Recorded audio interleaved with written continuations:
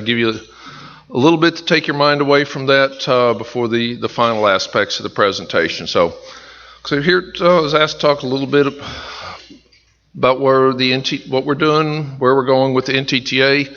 Actually, Elizabeth Mao was due to make this presentation last month. Unfortunately, was not able to due to some last-minute family emergency, so you get me instead. So without any further ado,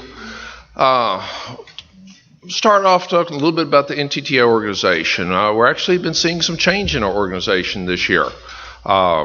Chairman Barr, Kenneth Barr from Tarrant County stepped down as chairman in May, and so we have a new chairman, John Mahalik from Denton County. So he's going to bring some different perspectives to the board. Backfilling from the Tarrant County position is Tim Carter. It's going to be interesting as he just has joined our board. He comes from a banking background, so I'm sure he will be looking at and challenging us on our finance and budgets a little bit further. But we look forward to working with these new board members, as well as even at the staff levels. We have a new executive director in James Hoffman, was appointed as the executive director earlier this year. So it's seeing a little bit of change in character overall leadership. We've actually also reorganized in the NTTA project delivery department.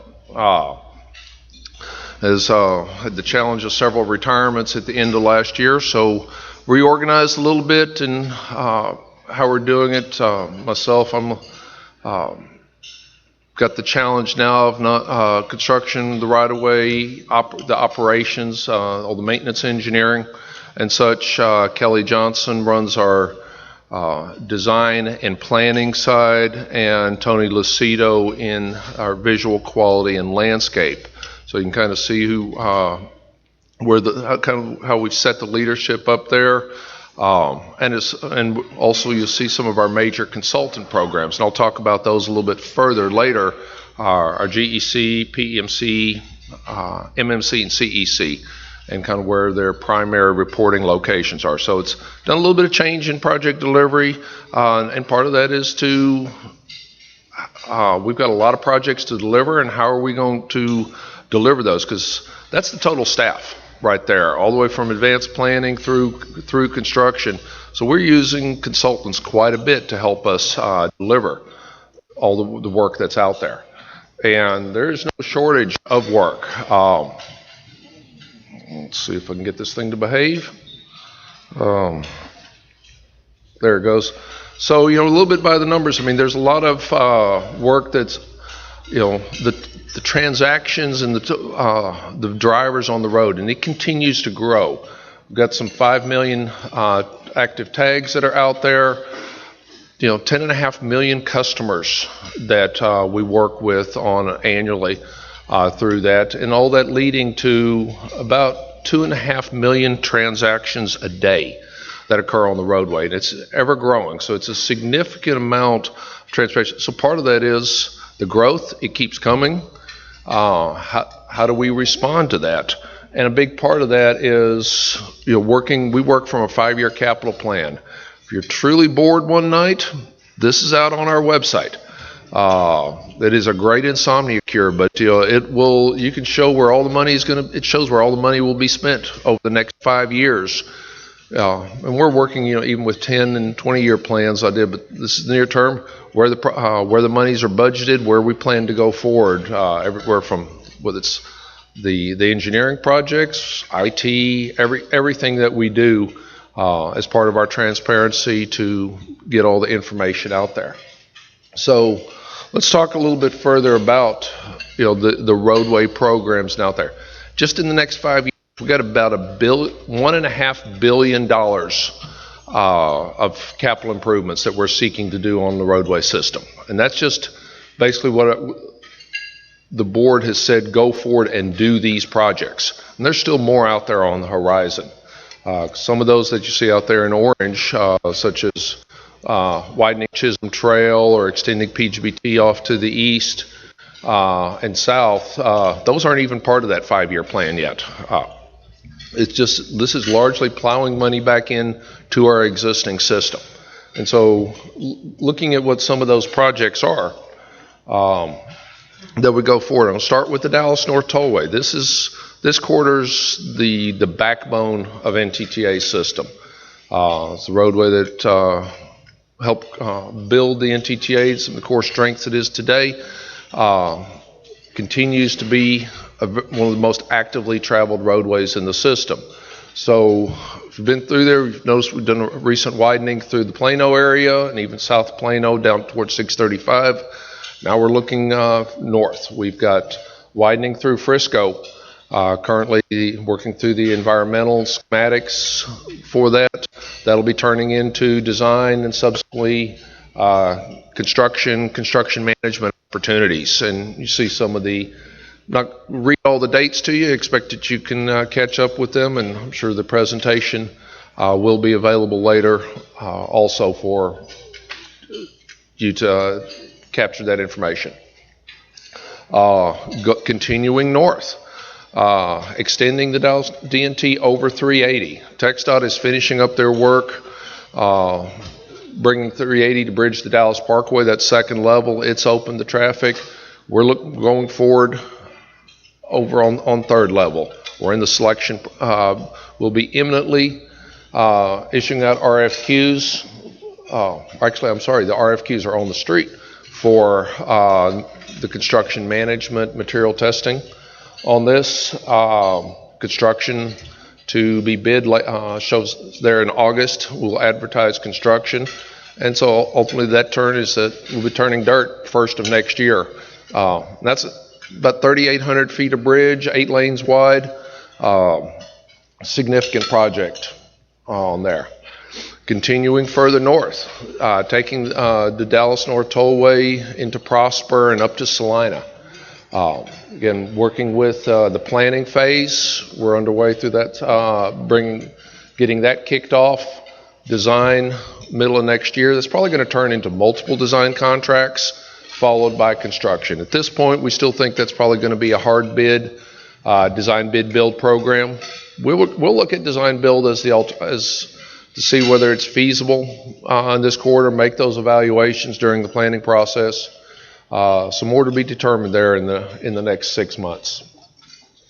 And then even as you continue north, where are we going? Well, we'll keep going north. In fact, all the way to the Grayson County line. That's kind of the limit of our jurisdiction. And sure enough, we've got the first frontage road under design up through that. Currently, we're looking to go forward with construction management, material testing opportunities going into the fall of this year, hopefully to let the construction at the end of the year. This is contingent on right-of-way donations, though. The Dallas North Tollway, part of its success program has been that the road has gone where those property owners line up to help bring the right-of-way. And that's allowed us to be out there further in advance before all the congestion hits and going through. So right now we've got donation agreements from property owners all the way from FM 428 up to the Grayson County line. Now we're working to get those deed transfers done. All that work successfully through the end of this year. We'll be under construction next year, bringing that frontage road north, and that's just going to help spur development as we go up that way. So this is just some of the expansions of the Dallas North Tollway. Well, where are we going from there? Dallas North Tollway continues to grow. Many of y'all probably have heard me talk earlier about a DNT corridor study. And no, we didn't get it out in the spring of this year. Our board is very interested in this, and they're helping to add scope in discussions and things that they want us to look at further. But ultimately, this study is going to be, what is the DNT going to need to be in 25 years? We've run out of real estate in a lot of areas along the DNT corridor. Try to imagine widening the Dallas North Tollway through Highland Park. That's going to be awfully tough, if not politically unpopular and extremely expensive. Even as you get north of 635, it's a 200-foot right-of-way, and there's already 14 lanes in that 200 feet. There's not any grass left to widen onto, and you can only make the lanes so small. So that's the part of the challenge is, how do we continue to meet the changing transportation demand going forward? And that's what this study is really going to be. It's a high-level study. It's the not invented here solution.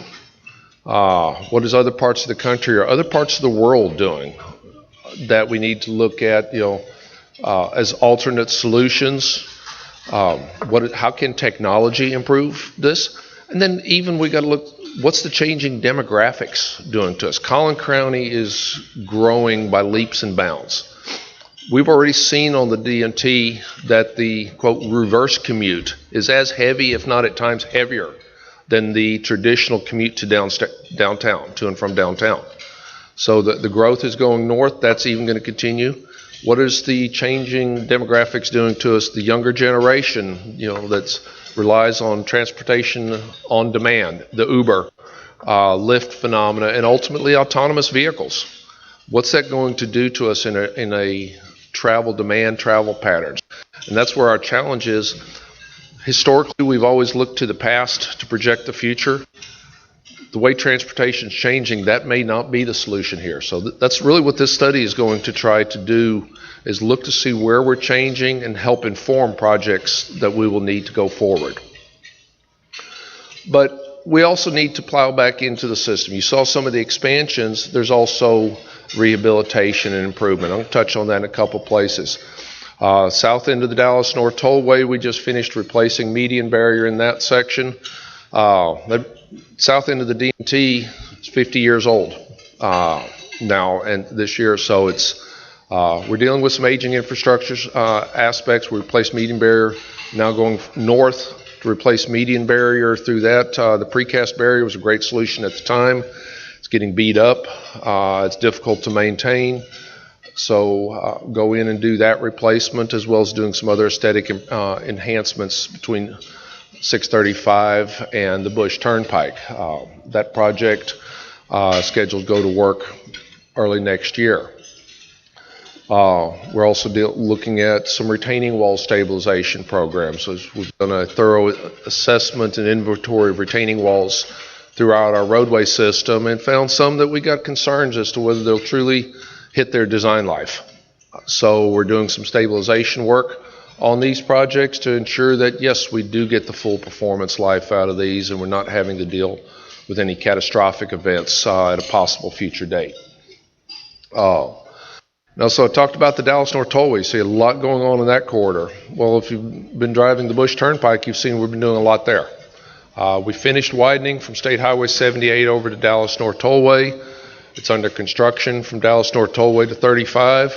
And now we're heading into the further west corridors, 35 to, from 35E down to Beltline Road. We're about to issue notice to proceed. Contractor on that project to get fourth lane constructed through that area. And we're imminently, there'll be an RFQ coming out here in about the next week for construction management opportunities for Dallas, for the PGBT. I'm sorry, I got too many RFQs on the street. This one's already been out on the street. We're in midst of the selection process. We announced the selected vendor. Consultant to do the construction management. Construction comes out here in August for September bids to move forward with widening from 183 down to 20. We're in fact between 30 and 20. We're taking it from its current 4-lane section all the way up to 8 lanes at once. There's no reason to try to do it incrementally. The demand keeps growing. We're going to get in there one time, get in, get out, stay out of that corridor. So you see a lot of work there. PGBT illumination. Back when we built the Bush Turnpike, just safety lighting only. So it was somewhat of a rural road. Not rural, but not in the full urban area. I don't think anybody could say now that the Bush Turnpike is not in an urban area. And so part of that is continuing safety improvements. And safety is a very important element to us. We're looking at how can we bring additional safety improvements to all of our roads.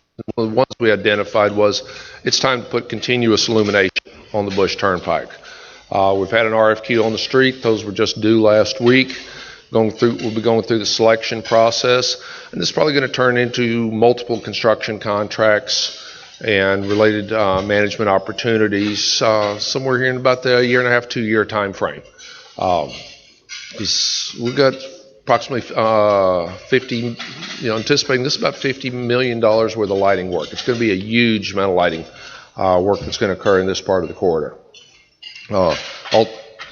This is also going to set some of our standards and guidelines for going north, because I anticipate this time next year we're going to be looking to do the same thing on the Sam Rayburn Tollway, bring continuous lighting on it. So continue opportunities in that type work. Well, I talked about all the big projects. Well, there's continuing small projects that have to be done. And those are, erosion control, striping. I mean, striping is replaced every 3 to 6 years on the corridor to keep it, those safety elements in good condition. Erosion, as much as we try to design for that, it still crops up, things that were not anticipated, those items where we missed looking at what happened to the water after it got out of the end of the pipe or off the end of the bridge. Projects, so various rehabilitations, they're an ongoing part to keep the system in good shape, and those projects come out throughout the year. So how do we deliver all this? Well, let's talk about some of our teams. And one of the new and exciting opportunities, this is an RFQ on the street. In fact, we have a pre-proposal meeting on it tomorrow afternoon, to talk about this. Construction engineering consultant is going to be a new in-house consultant for NTTA. We've had our big three historically, which is program management consultant, general engineer consultant, maintenance management consultant. The size of this construction program I just talked about to you, it's more projects, and helping us get consistency. We felt we needed a new in-house team, and that's what the construction engineering consultant, or CEC, is going to help provide.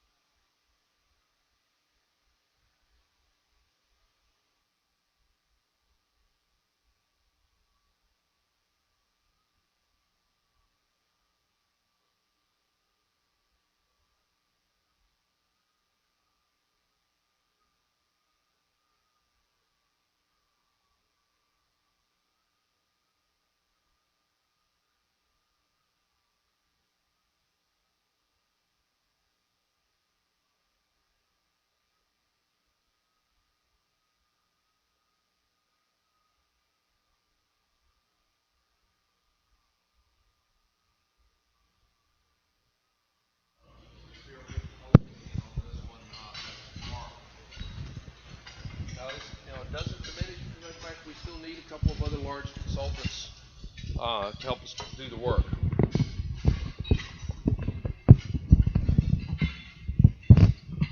All right. Good. Yeah, we'll try it again with the microphone. Can you start over from the beginning? Start over from the beginning? Absolutely.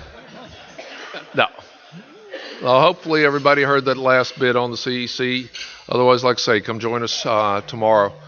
But we got the other major consultants. We go through a periodic reevaluation of all of our consultants to make sure that we're staying fresh. We have the best firms providing the services to us. Historically, our major consultants have been 3 years. We're moving it to 4-year consultant terms. But there's no such thing as a consultant for life. We're evaluating every time to make sure we've got the most responsive teams that are providing the services to us that we need. The program management consultant will come out here later this year, anticipated in the September timeframe. Historically, they've had some of the construction focus. We're really going to orient the program management consultant to be much more oriented to administration, planning, design, and felt between design and construction was a very clean break between where PMC and CEC will operate. There's still a lot of work to be done in helping to manage the program because, say, every one of these construction projects takes a design project, takes the support services to get there, developing the RFQs, all those aspects. So there's a lot of work still to be over there at the PMC phase that we get there, and be happy to visit with anybody that wants to learn more about opportunities in that, as well as general engineering consultant. That one comes out next year. General engineering consultant is really, for NTTA, is the representative of the bondholders. NTTA has $9.25 billion in debt right now. Monies we borrowed to build the system and expand that's out there today. They're out there on notes running up to about 35 years in payoff. The bondholders want to know that the facilities are being kept in good condition, so they have a good expectation they're going to get paid back. And that's the primary function of the general engineer consultant. It's annual inspection and reporting, as well as looking at insurance reviews, other recommendations to ensure that our facilities stay in good condition. Like I say, $9.25 billion in debt, and it's a healthy debt, especially when you look at it against income and say, well, we've got an income budget of about, we anticipate our income this year will be a little over $600 million. So that's doesn't. To put it in perspectives, what numbers we more tend to think about, take 3 zeros off of each of those. It's like having a 900 or 4 zeros off each. It's like having a $900,000 mortgage on a $60,000 income. That's effectively where we go. So your toll dollars are actively at work. Not only improving the system, but to help pay those tolls, and as we try to physically manage it. And then I'm just going to wrap up real quick with a slide on our business diversity program. Our board has a very active and proactive view of offering opportunities for new minority, women, and disadvantaged owned firms to do work.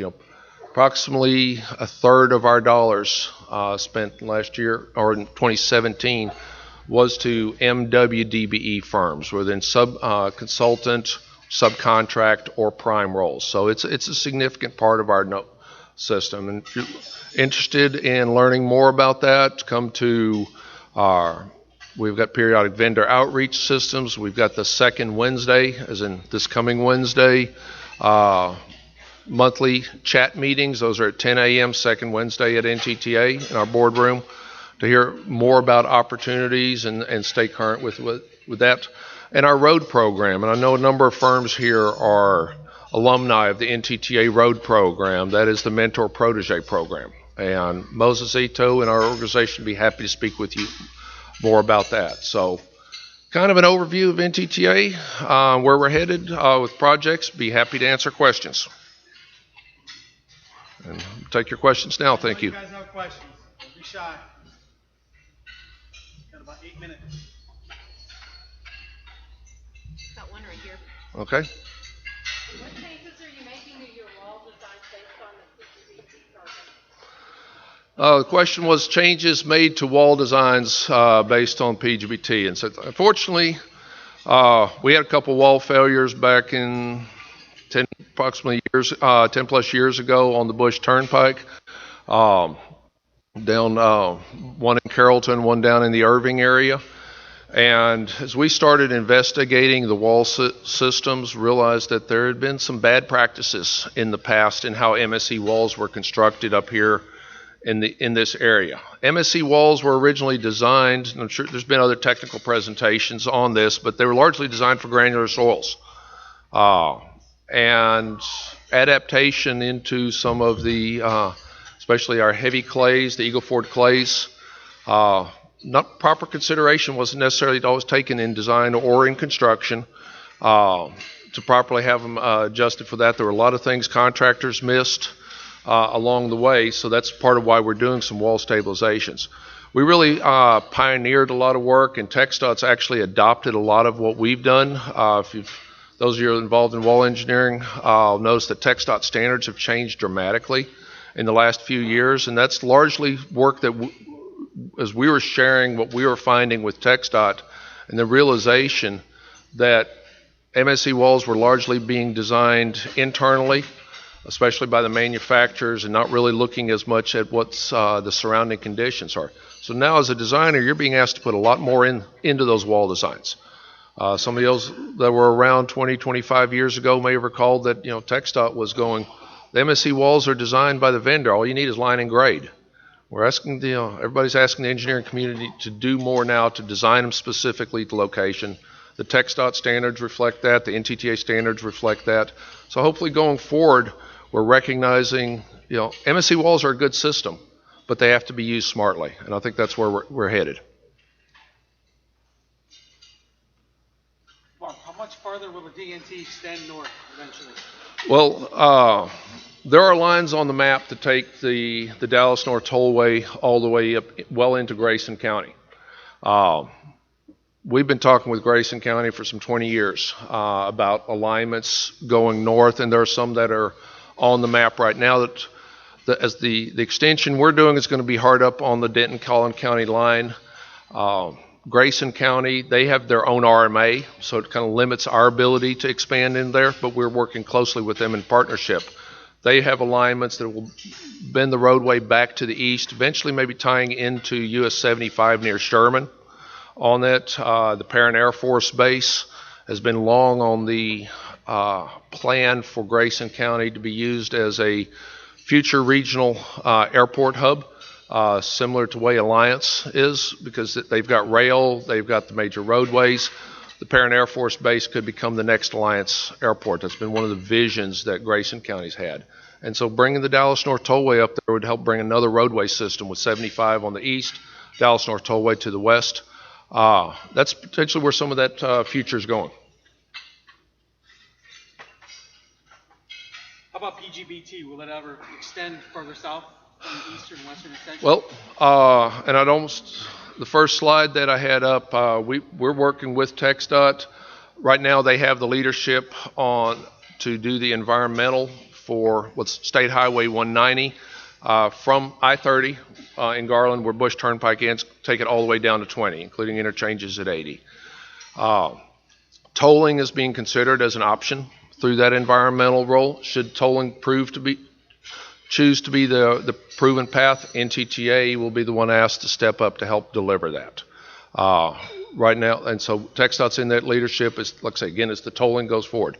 The other one that we're working on and examining, we're going to start looking at the planning of that, is what we're calling the elbow on the PGBT down in Grand Prairie, to put in a connector between where the PGBT ends at 20 and the north end of State Highway 360, and bring a logical connect as an independent collector distributor between those two facilities. And that's in the preliminary phases of planning at this point. Still trying to, and ultimately will become a planning study. So. Let's give Mark a big applause coming on out. Thank you.